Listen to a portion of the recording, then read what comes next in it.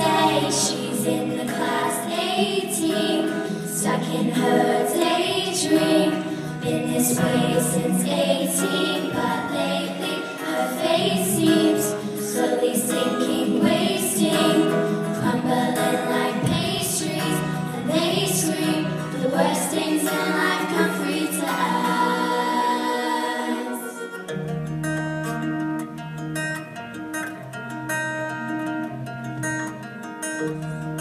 I'm gonna pick up the pieces and build a Lego house. If things go wrong, we can knock it down. My 3 words have 2 meanings. There's one thing on my mind. It's all for you.